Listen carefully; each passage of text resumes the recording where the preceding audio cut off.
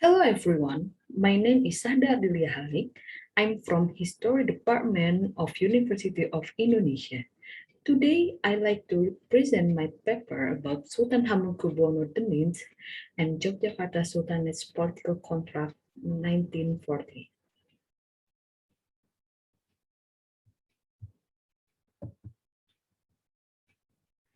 My presentation will be divided into 5 sections, which are the introduction, research problem, methods, analysis, and conclusion.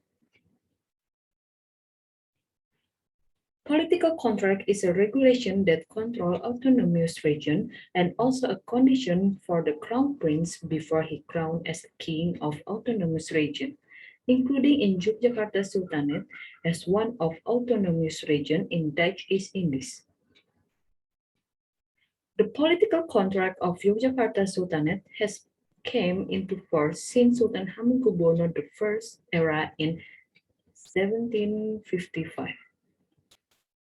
As the time goes by, a modernization process occurred during the reign of Sultan Hamengku Buwono VII and was increasingly visible during the reign of Sultan Hamengku Buwono VIII. It also affected the changes in Yogyakarta Sultanate political contract.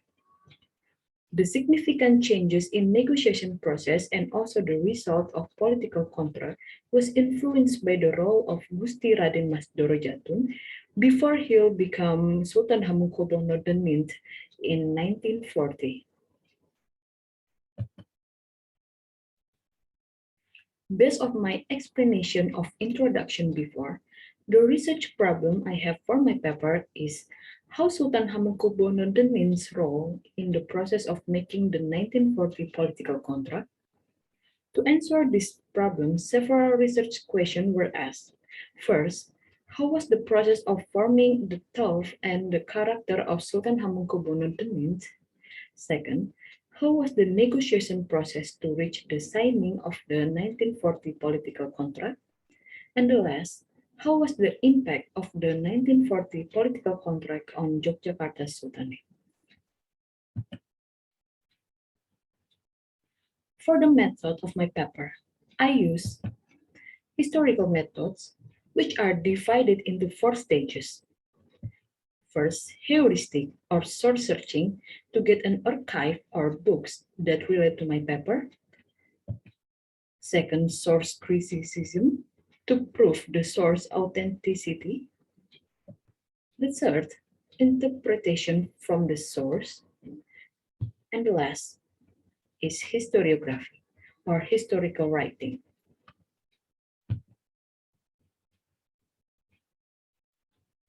Gusti Raden Mas Dorodjatun was the only child from Gusti Pangeran Haryo Puroboyo, later became Sultan Hamengku Buwono VIII, and his queen consort or Garwa Patmi Raden Ayu Kustila.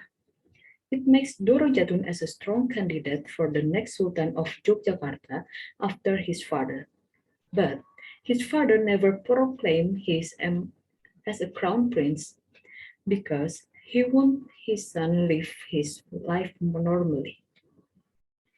This decision is also supported by Puroboyo's decision to send his children to formal school outside the palace and live with the Dutch family. Puroboyo wants his children live as a normal person and familiar with Dutch culture and language. So, in the future, his children be able to socialize or negotiate with Dutch for the interest of their sultanate. Dorodjatun was sent to live with the Dutch family and go to formal school when he was 4 in 1916 until 1930.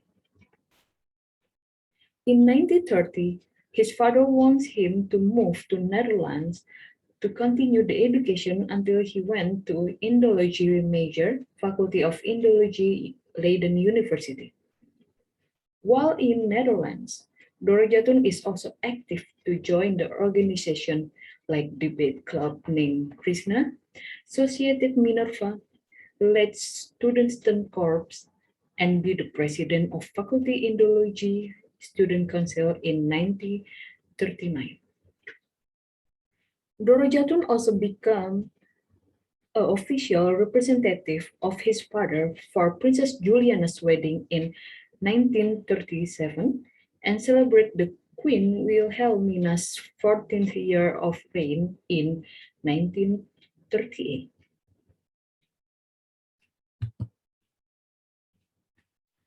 On October 1939, Dorodjatun came back to Batavia because of his father's sudden request.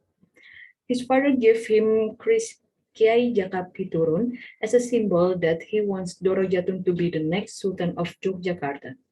Not long after that, Sultan Hamengku Buwono VIII died on 22nd October 1939.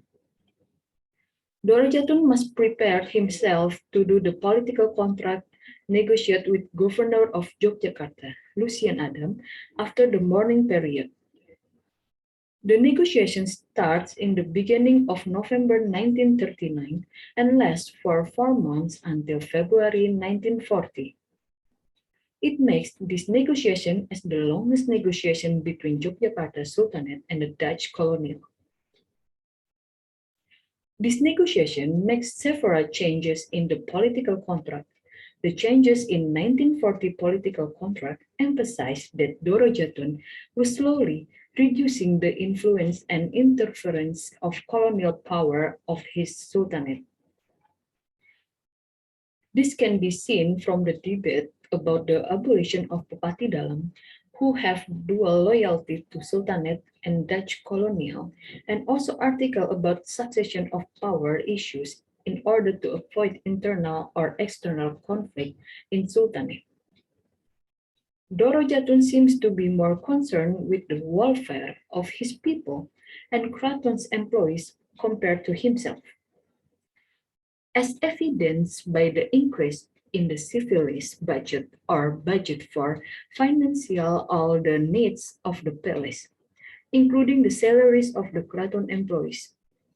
Dorodjatun began to include elements of democracy in the Sultanate, as seen from his suggestion to establish the representative body in Sultanate.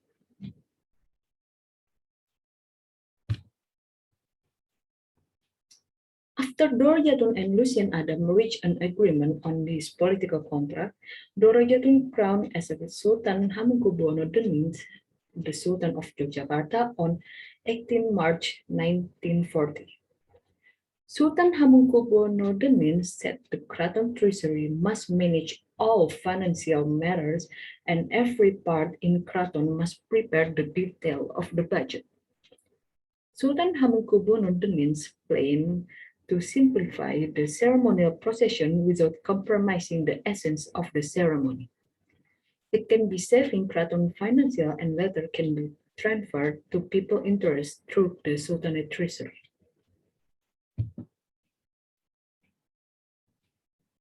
Based on my explanation about my paper, the conclusion is there was a change in the 1940 political contract, which was caused by education and parenting factors that Sultan Hamengku Buwono IX received.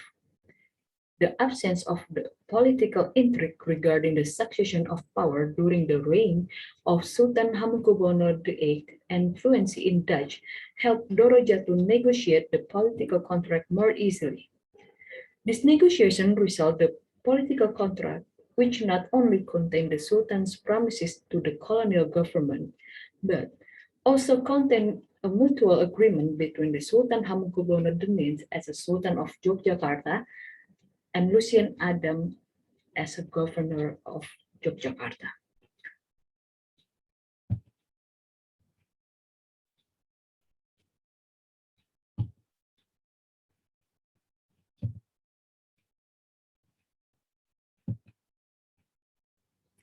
Thank you.